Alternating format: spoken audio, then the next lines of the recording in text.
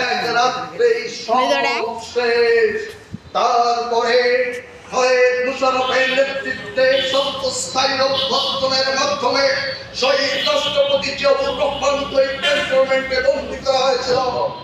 7 November সিপাহী জনতা সম্মিলিতভাবে বিপ্লব ও সংহতির মাধ্যমে শহীদ রাষ্ট্রপতি জিয়াউর রহমানকে কারামুক্ত করে এদেশের রাষ্ট্র পরিচালনার দায়িত্ব ভার অর্পণ করেছিলেন আমার প্রাণপ্রিয় নেতা শহীদ রাষ্ট্রপতি জিয়াউর রহমান।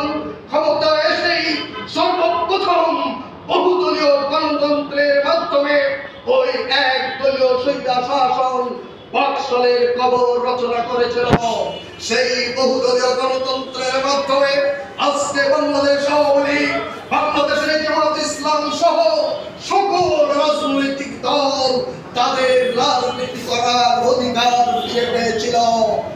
আজকে যে আওয়ামী লীগ আছে, শেখ মুজিব কিন্তু রেখে গিয়েছিল বাকশাল, বাংলাদেশ কৃষক শ্রমিক আওয়ামী লীগ। আর এই বাকশাল থেকে আওয়ামী লীগ নামকে ব্যবহার করার সুযোগ দিয়েছিলেন আমার প্রাণপ্রিয় নেতা শহীদ রাষ্ট্রপতি জিয়াউর রহমান। শুধু আওয়ামী লীগ নয়, বাংলাদেশের সকল রাজনৈতিক দলকে রাজনীতি করার অধিকার দিয়েছিল ওই বহুদলীয় গণতন্ত্রের মাধ্যমে। আজকে সেই 7 নভেম্বর আমাদের বিএনপি সহ এদেশের মানুষের জাতীয় বিপ্লব ও সংহতি দিবস।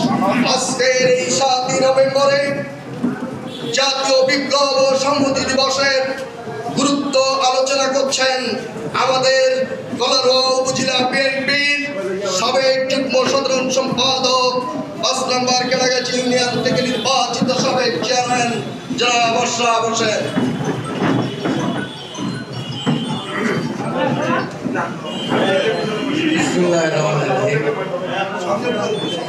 আজ ঐতিহাসিক 7 নভেম্বর আমরা যারা শহীদ জিয়ার আদর্শের সৈনিক, আমাদের জন্য অত্যন্ত আজকের এই দিনটি গুরুত্বপূর্ণ এই কারণে বলছি, আজকে শহীদ জিয়া যদি আবির্ভাব না হতো, এদেশের মুক্তিযুদ্ধ কি অবস্থা হতো